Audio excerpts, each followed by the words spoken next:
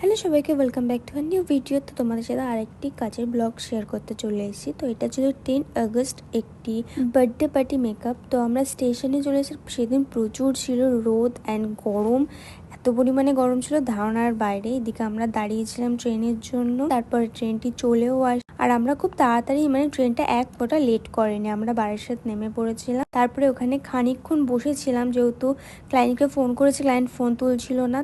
তারপরে আমরা ওখান থেকে বেরিয়ে পড়েছিলাম। বেরিয়ে পড়ে আমরা ক্লায়েন্টের বাড়ি পৌঁছেও গেছি। আর আমরা পৌঁছে গিয়ে দেখি তখন আশীর্বাদ চলছিল। দেন আশীর্বাদ কমপ্লিট করে আমরা ক্লায়েন্টের বাড়িতে গিয়ে দেন মেকআপ শুরু করি। আর এই যে আজকে আমাদের বার্থডে গার্ল, তো এর কাছ থেকে আমি তখন শুনে নিচ্ছিলাম যে কেমন টাইপের চাইছিল।